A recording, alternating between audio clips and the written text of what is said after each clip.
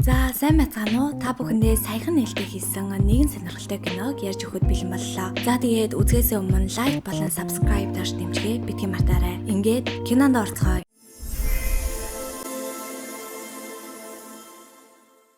Энэ бол эд баялаг эрх мэдээлгээд бүхнийг өөртөө зохицлоосон атлаа туйлын өөдгүй нэгэн болох Дамианы түүх юм. Тэрээр эмэгтэйчүүдийг яг л оймс шигээ сольж тоглоом шиг л үздэг нэг. Дамиан Атлас нэртэй зар сурталчилгааны агентлагт удирдах албан тушаалгачдаг. Нэг өдөр Генес шар айргийг эмэгтэйчүүдэд сурталчлах кампанит ажлын талаар ярилцаж байх үеэр захирлуудын нэг нь кампанид ганц ч эмэгтэй бүтээлч захирал байхгүй учраас үйлчлүүлэгч хамтран ажиллахаас татгалзаж байгааг дуулахна. Гэвч Дамиан сэргэлэн гар саяхан нэгэн эмэгтэйг энэ албан тушаалд дэвшүүлж гисэн байгаа гэж худал хэлснээр гэрээгэн алдах аюулаас аварч чадлаа. Ийхүү дарга Фред нь энэ бүхэнд тун сэтгэл хангалуун байлаа. Ирэх жил дэтгэртэй гарахаар зэгэж байсан тэрээр Дамианыг дараагийн гүйцэтгэх захирлын хамгийн хүчтэй нэр дэвшигч гэдгийг хэлээд авав. Үүний дараа Дамиан туслах Рубигээ дуудаж кампанид ажилладаг бүх эмэгтэй ажилтнуудын жагсаалтыг авчрахыг хүслээ. Руби нэрсийг цагаан толгойн дарааллаар уншиж хэлэхэд хамгийн ихэнд Алексийн нэр гарч ирнэ. Ийхүү Дамиан түүнтэй холбоотой өөр юу ч сонсхийг хүссэнгүй. Шууд л бүтээлч захирлаар томилчихын тэр. Удалгүй Руби Алекс энэ мэдээг дуулгаж Дамиантай уулзах цагт товлогдсныг хэлэхэд Алекс ч саяхан танилцуулсан төслийг нь Дамиан уншаад үнэлсэн байх гэж бодон маш их баярлана. Тэр энэ кампанид 20 жил ажилласан бөгөөд эцэст нь хүсэх хүлээсэн тушаал дэвших мөч ирлээ хэмээн итгэж байгаа нь энэ байж л дээ. Тэр орой Дамиан гэртээ гарахад хоёр бяцхан зээн тоглоомон буугаар буудалсан гүйлтэн. Харин А болон хүргэн ах нь буудан дээрээ духлан зурагт үзэж суух зуур ээж нь гал тогоонд бүх ажлыг ганцаараа амжуулна. Тэр өдөр ээжийнхэн төрсөн өдөр байсан ч Дамианы хувьд хамгийн чухал зүйл нь өөрөө л байлаа. Тэрээр шууд л өөрийгөө удахгүй Атласын гүйцэтгэх захирал болох гэж байгаагаа гэр бүлийнхэндээ бахархалтайгаар зарлахын тэр. Маргааш нь Дамиан Алекстэй анх удаа уулзлаа.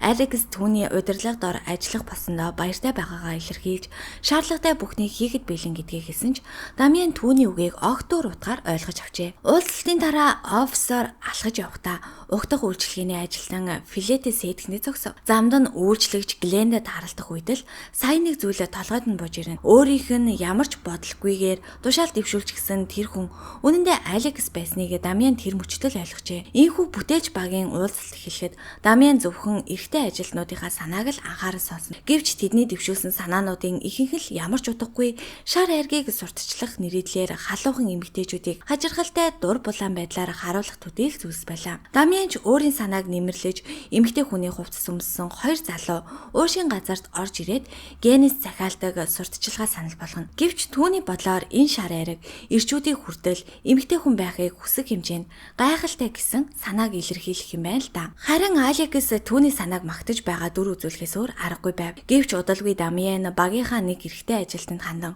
уг кампанит ажлыг өөрөө удирдна гэж хэлснээр бүх зүйл тодорхой боллоо. Алексийн албан тушаал ердөө л харагдах байдлыг л аврах зориулттай гэсэн үг байв. Харамсалтай нь Алекс энэ бүхнийг өөрийн чихээр сонсон байхын тэр Дамиан ч нуух зөвлөгөөмөд ашиглаж Алекс зөвхөн эмэгтэй хүн учраас ямар ч хөдөлмөргүйгээр тушаал дэвшсэн хэмээн хэлнэ. Түүний үзэж байгаагаар хорвоо ертөнц жирийн ирчүүдийн эсрэг харин эмэгтэйчүүд нарын талд үйлчлдэг гэлээ. Харин Алекс үүнийг эрэс эсэргүүцэж асуудлын гол нь өөрөө Дамиан гэдгийг хэлэхэд тэрээр хариуж улам зөрүүдлэн энэ газрыг удирдах хүн нь өөрөө бөгөөд хэрв асуудалтай байгаа бол Алекс өөрөө явж болно хэмээн хариулна. Эцэст нь Алекс үнэхээр ажилласаа гарахаар шийдэж орхив. Ийхүү тэд офисоос гарах хүртлээр маргалцаар байлаа.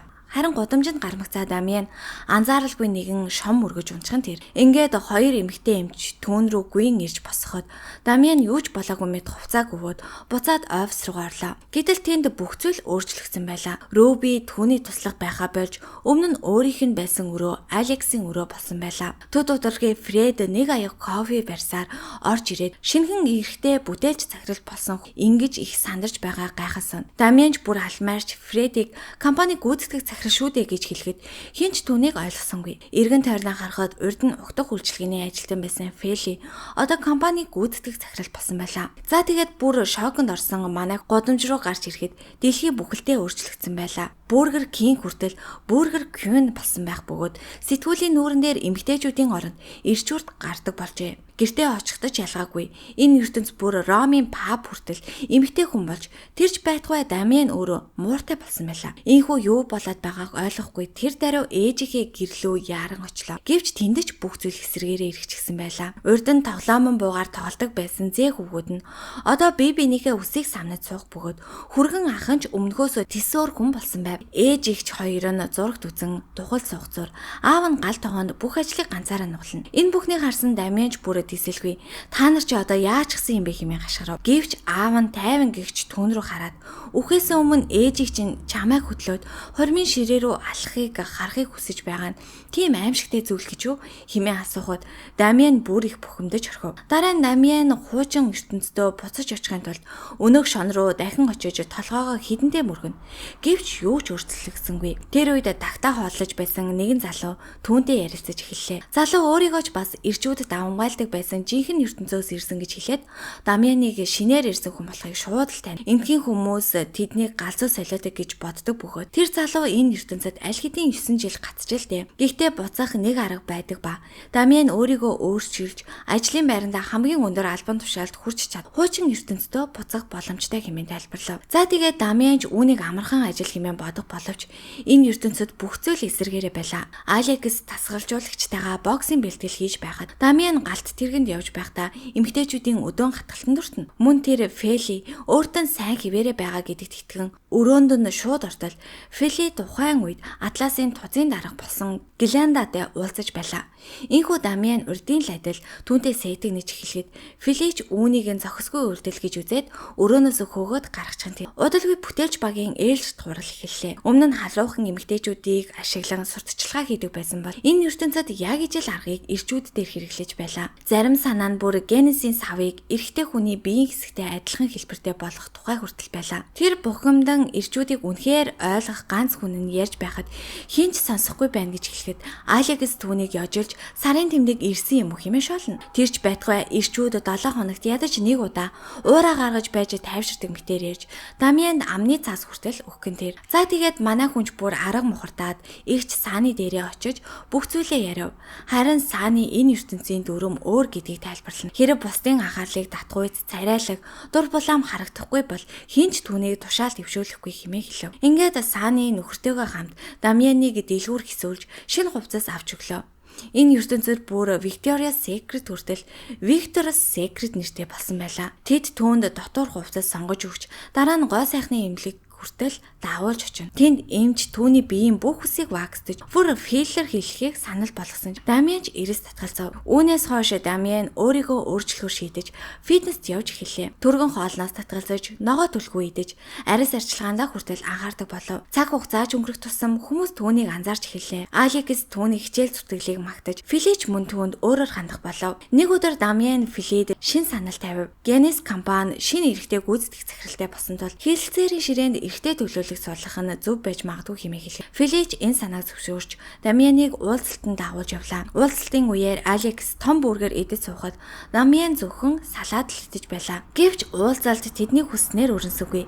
Генесийн гүйцэтгэх захирал ирчүүдийн зах зээлийн талаар илүү бодит туршлагатай, өөр агентлагтай хамтран ажиллахаар болсон гэдгээ мэдтгэн тэр. Яг тэр үед Алекс өөрийн санаагаа танилцуулна. Тэрээр удирдах албан тушаалтай эрэгтэй хүний амьдрал ямар хэцүү байдгийг ярьж хинч тэдний үгийг сонсдоггүй, байнга л тайвшир гэж зөвлөдөг талаар хэлнэ. Гэхдээ Генес шар яриаг уух үед хүн заавал тайвшрах шаардлагатай биш, харин тайвшрах боломжтой болдог гэсэн санааг төвшүүлснээр уулзалтанд байсан бүх хүний анхаарлыг татаж чадлаа. Генесийн гүйцэтгэх захиралч энэ санаанд ихэд сэтгэл хангалуун үлдээж эцэст нь Алексийн төсөл сонгогдов. Харин уулзалтын турш Фили Дамианаас нүдээ салгаж чадсангүй. Тэр Дамианыг ирээдүйд их зүйлд хүрэх хүн гэж магтаж орой гэртээ өрөв. Дамианч энэ талаар игч Сааныгаас зөвлөгөө авахад Сааны ийм зүйл хийх хэрэггүй гэж анхааруулна. Гэвч Дамиан түүний үгийг тоосонгүй. Тэр бүр эмчдэр очиж өмнө нь татгалзаж байсан Филерээ хүртэл хэлгээд дараа нь Филигийн гэрийг зорлоо. Фили түүнээс албан тушаал ахихийн тулд хэр ол явхад бэлэн байгааг асууж бүр ковбой хувцас өмсөхийг шаардна. За тэгээ Дамианч түүний хүснийг биелүүлэх боловч Фили хэд их догтлсноос болж зүрх нь хаагдан бодон дээрээ нас барчхан тэр. Удалгүй оршуулга яслал болж хүмүүс хүртэл Амен гихэн ор Woman хэмээн залбирч байлаа. Филигийн үхэлтэй хамт Дамианы албан тушаал ахиг төлөхөж зогсон байдалд орж түүний хийсэн бүх оролдлого талаар өнгөрсөн байв. Харин Фред түүнд бараг бүх эрэгтэй ажилтан өмнө нь Филидээ дотн харилцаатай байсан ч хинэн ч үүнээс ашиг хүртэж байгаагүй хэлнэ. Удалгүй Фред Филигийн дурсгал зориулсан цугларалт Глиндагийн гэрт болох гэж байгааг дурдах боловч Дамиан урилга аваагүй байлаа. Тэр үед өнөөх тагтаатай залуу дахин гарч ирж дараагийн гүйцэтгэх захирлыг замаас нь зайлуулбал яах вэ гэсэн галзуу санаа хэлнэ. Гэвч Дамиан тийм зүйл хийх шаардлагагүй хэмээн үзжээ. Учир нь дараагийн захирлаар Алексийг сонгох нь бараг тодорхой байсан тул тэр өөр төлөвлөгөө боловсруулна. Глиндагийн үдшилтэд ямар ч урилгагүйгээр орж өөрийгөө түүнд таниулан шинэ гүйцэтгэх захирлын суудлын төлөө өрсөлдөхөөр шийдэв. Гэвч гэрийн ууд нь хамгаалт түүнийг зогсоож нэр нь чагсаалтанд байхгүй хэлнэ. Дамиан харин тэр хүнийг Льюис гэдгийг таних ийм ажил хийхээсээ илүү том зүйлд хүрэх ёстой хүн гэж магтан сайшааснаар эцэст нь тодгош нэвтэрч чадлаа. Үдшилэг эхлэхээс өмнө тэр Алекстэй таарна. Алекс өөрийгөө дараагийн гүйцэтгэх захирал болно гэдэгт огт эргэлзэхгүй байлаа. Фили өөрийг нь албан тушаалд бэлтгэж байсан. Глиндач түүнд таатай ханддаг учраас энэ амралтын өдрийн арга хэмжээ бол ердөө ёс төдий зүйл хэмээн хэллээ. Харин Дамиан түүнд бууж өгөх бодлого байсан бөгөөд Алекс үнэндээ өөрөөс нь айж байгаа учраас ингэж ярьж байна хэмээн сөргүүлэн хэлв. Оройн цагийн үеэр Дамиан өөрийгөө Атласын анхны эрэгтэй гүйцэтгэх захирал болох боломжтой хүн гэдгээ аажмаар ойлгуулж эхэллээ. Тэр Глиндад сэтгэл төрүүлэхийн тулд төгөлдөр хуур тоглож зөвхөн түүнд зориулан романтик дуу хүртэл дуулж өглөө. Глиндач түүнд улам бүр татагдаж эхлэх бөгөөд энэ бүхнийг Алекс төгшүүртэйгээр ажиглаж суулаа. Удалгүй Глинда Дамианыг хамт нэгэн уушин газар орохыг урьж Алекс ч мөн тэдэнтэй нэгтэн тэд оройжин ууж бүр Алекс Дамиан хоёр хоорондоо уух тэмцээн хүртэл хийлээ. Шүн дунд гэхэд бүгд сахтуугаар гуйсаар буцаж ирцгээжээ. Маргааш нь Алекс Дамиан хоёр Атласын тузын өмнө танилцуулга хийхээр бэлтгэн. Ноёдыг хүндэтгэх үднээс эхлээд Дамиан үг хэлэх боломж авлаа. Тэр өөрчлөлтийн талаар уран яруу ярьж танилцуулгынхаа үеэр ирвэхэ хүртэл нисгэн. Ийхүү тэдгээрийн нэг нь ниссээр очиж Глинда дээр буухад танхимын бүх хүний анхаарал түүн рүү чиглэв. Гэвч яг энэ үед Алексийн утас дугарлаа. Түүний охин скейтбордоор явж байгаад шүдэх угаасан бөгөөд байн үзүүлдэг юм чин даваа гараг хүртэл завгүй гэхин тэр. Ийхүү Дамиан шууд л туслахаар шулуудаж Лондонгийн шилдэг шүдний эмчийг таньдаг гэдгийг хэлв. Тэр эмч нь үнэндээ түүний ихт сааны байсан бөгөөд Алексийн охиныг тэр өдөртөө үзхийг зөвшөөрөв. Алекс охин руугаа яаралтай очих хэрэгтэй болсон тул Дамианыг хамт явахыг хүснэ. Дамиан ихэндээ үрдэж танилцуулга үргэлжлүүлэхийг хүссэн ч Глинда өөрөө түүнд Алексэд туслахыг хэлв. Ингээд тэд хамтдаа зам гарлаа. Алекс хурлан тавхих зураа Дамианыг ёжилж түүнийг үнэхээр гүйцэтгэх захирал болж чадна гэж бодож байгаа эсэхийг асууна. Гэтэл яг замын дунд дугуйг хагарч орхих нь тэр. Гэвч энэ ертөнцид ирчүүд дугуй сольдоггүй учраас Алекс өөрөө буугаад л дугуйгаа сольчихв. Замдаа тэд илүү хувийн зүйлсийн талаар ярилцаж эхэллээ. Тэгэхэд Алекс охиныхоо аавын тухай үннийг дэлгэн. Тэр хүн нь загвар өмсгч залуу байсан бөгөөд Алексыг хуурч орхиод явсан байж л тийм. Ингээд түүний охин Чарли төрсөн тухайгаа ярьж өглөө. Эцэст нь тэд сааны дээр очиж Чарлиг эмчлүүлж чадлаа. Энэ бүхний дараа Алекс Дамиан хоёр хэсэг ярилцсан. Хоёулаа туйлдсан байсан тул тус тусдаа харж амраад маргааш өрсөлдөөнөө үргэлжлүүлэхээр тохиролцов. Гэвч тэр шөнө хоёулаа санаангүйгээр Глиндагийн гэрд дахин тарлаа. Би биенээ харсан даруйдаа маргаж эхэлсэн ч удалгүй ярианы өнгө өөрчлөгдөж эхэллээ. Дамиан өөрийгөө маш сул байр сууриас тэмцэж байгаа учраас бүх аргаа хэрэглэхээс өөр аргагүй гэдгээ хэлсэн ч тэдний харилцаа улам бүр ширүүсч хувийн өнгө аястай болж хоёулаа нөгөөгөөсөө дээгүр гарахыг хүсэн сонин харилцаа үүсэж эхэллээ. Маргааш өглөө Дамиан сэрээд сэмхэн явахыг оролцсон ч Алекс ч мөн яг адилхан чимээгүйхэн гарч явах гэж байгааг анзаарав. Ийхүү Дамиан түүнийг зогсоогоод сэмхэн зүгтдэг хүн нь чи биш харин би шүү дээ гэдэл тоглоом хийгээд авав. Алекс өнгөрсөн шөнө үнэхээр хөвгчлээ байсан гэдгийг хэлэхэд Дамиан ч санал нийлв. Тэд хоёулаа яг л өөртөөгөө нэг шүнийг өнгөрөөсөн мэдрэмж төрснөө хуваалцсан. Гэвч Алекс түүнд өөртөө ноцтой харилцаа үүсгэх сонирхолгүй байгаагаа шууд хэллээ. Дамиан ч мөн адил бодолтой байгаа. Гэвч Алекс түүнд өөртөө дотн харилцаа үүсгэх сонирхолгүй байгаагаа шууд хэллээ. Дамиан ч мөн адил бодолтой байгаагаа илэрхийлээд өөртөө ч гэсэн тийм төлөвлөгөө байхгүй хэмээн хариулав. Тэгснээ тэр инээмсэглэн сайхан шөнийн дараа жижигхэн бэлэг өгдөг туршилтаа гэдгээ хэлээд Алекст нэгэн үзэг бэлгэлнэ. Энэ нь Дамианы хувьд өглөө сэрээд эмэгтэй хүнтэй хийсэн хамгийн урт яриа байлаа. Яг тэр үед Алексийн утас дуугарахад Глинда түүнийг Атлас компани шинэ гүйцэтгэх захирлаараа томилогдсныг дуулгахын тэр. Энэ мэдээг сонссон Дамианч бүр итгэж ядан зогсоно. Тэр өөрт нь анханасаа ямар ч боломж байгаагүй юм байна хэмээн бодож бүх систем зөвхөн эмэгтэйчүүдийн талд үйлчлдэг гэдэл бухимдаж гарав. Улмаар Алексийн тушаал дэвссэн явдлыг бүхэлдэн шудраг бус зүйл хэмээн нэрлэв. Харин Алекс түүний үгийг сонсоод ихэд дургуутсаж шинэ гүйцэтгэх захирлын эрх мэдлээ ашиглан Дамианыг газар дээр нь ажлаас нь халчихсан тэр. За тэгээд удалгүй хамт ажилдаг эрэгтэй ажилтнууд нь ирж түүнтэй салах ёс гүйцэтгэх ба Дамианч эд зүйлсээ цуглуулан офисоос гарч явхад дотор нь Алексийн шинэ албан тушаалыг тэмдэглэсэн баяр аль хэдийн ихсэн байлаа. Тэрээр ээжиндээ очиж болсон бүх явдлыг ярьж өглөө. Хөргөн ах нь өөрийн танил хуульчийн талаар дурдахад өнөө хуульч нөхцөл байдлыг судлаад энэ нь гүйцэтгэх захирлын сонгон шалгаруулалттай холбоотой ноцтой зөрчил байж магадгүй хэмээн үзлээ. Түүнчлэн Дамианыг үндэслэлгүйгээр ажлаас халсан тул ажлыг нь буцаан авах боломжтой хэмээн тайлбарлана. Энэхүү тэд Алексийн эсрэг ашиглаж болох ямар нэгэн зүйл байгаа эсхийг асуухад Алекс Дамианыг ажлаас нь халахынхаа өмнө дотн харилцаанд орсон гэдгээ хүлээн зөвшөөрөв. Энэ нь шүүхийн маргаанд тун таагүй асуудал болох байлаа. Харин яг ижил асуултыг Дамианд тавихад тэр өнгөрсөн шөнийн талаар ганц ч үг цохолгосонгүй. Үннийг хэлчихвэл өөрт нь асар их ашигтай байсан ч тэр Алексыг хамгаалахар шийдсэн байлаа. Хожим нь Алекс энэ тухай олж мэдээд ихэд гайхаад тэр даруй Дамиан дээр очиж яагаад үннийг хэлээгүй юм бэ хэмээн асуув. Тэднийг ярилцаж байх үед Глинда дахин залгах ба уцаа тавьсны дараа Алекс Дамиан руу хараад саяхан чамайг шинэ гүйцэтгэх захирлаар томиллоо хэмээн хэлхэн тэр. Алекс ч түүний өмнөөс үнэхээр их баяртай байлаа. Харин Дамиан өөрийгөө хуучин ертөнц рүүгээ буцаад хараахан бэлэн биш байна гэж хэлэх боловч яг тэр мөчөд тэр галтран унаад ухаан алдчихсан тэр. Ийхүү нүдэ нэхэд бүх зүйл өөрчлөгдсөн байлаа. Тэрээр эцэст нь өөрийн жинхэнэ ертөнцдөө иргэн иржээ. Оффист буцаж ирэхэд Фили амьд сэрүүн хിവэрэ ухтах үйлчилгээний ширээндээ сууж байх ба харин Алекс аль хэдийн ажлаасаа гарсан байлаа.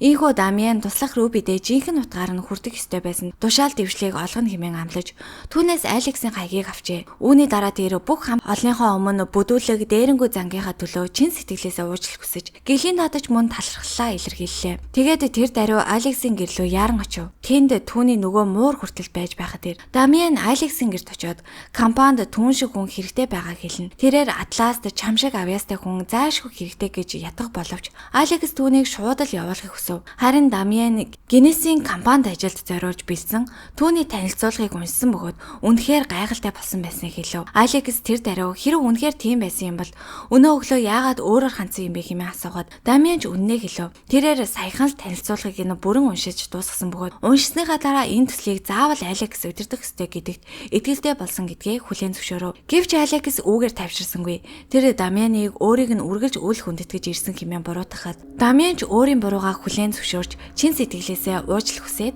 чамайг буцааж ажилд оруулахын тулд юу хийх хэрэгтэй вэ хэмээн асуув. Тэгээд Алекс өөрийн нөхцлүүдийг хэлж эхэллээ. Нэгдүгээрт тэр эрэгтэй ажилтнуудтай адил хэмжээний цалин авахыг хүсэж байлаа. Хоёрдугаарт өөрийн гэсэн офистэй болохыг хүсв. Бүр цаашлаад Дамианы офисыг өөртөө өгөхийг шаардлаа. Харин Дамиан түүний тавьсан бүх нөхцөлийг ямар ч эргэлзэлгүйгээр зөвшөөрөв. Алекс ч бүр түүний энэ өөрчлөлтийг юусоо ойлгож чадсангүй. Тэр өмнө нь ийм хүн байгаагүй шүү дээ хэмээн бодно. Яг энэ үед Дамиан бүхнийг албан ёсоор баталгаажуулж өгье гэд үзгээ гаргаж ирлээ. Үзгийг харсан мөчөд Алексийн сэтгэлд үл тайлагдах нэгэн танил мэдрэмж төрөв. Яг л өмнө нь хаа нэгтээ энэ мөчийг туулж байсан мэт санагдаж дараа нь тэд хамтдаа Атлас руу буцлаа. За тэгээд эцэгт нь Алексийн боловсруулсан Гиннесийн компанид ажил асар их амжилт олж компани борлуулалтыг огцон өсгөж чадлаа. Ингэснээр Алекс олон жилийн турш хүртэх ёстой байсан байр сууриа эцэст нь олж авч харин нөгөө талд дарга Фред нь огтоор ертөнцөд нүдэ нээд сэрэг бөгөөд түүний өмнө Дамиантай яг адилхан хувь тавилан хүлээж буйгаар энэхүү кино маань төгсөж байна. За ингээд кино таалагдсан бол сувгтаа лайк болон subscribe дарж дэмжихээ битгий мартаарай.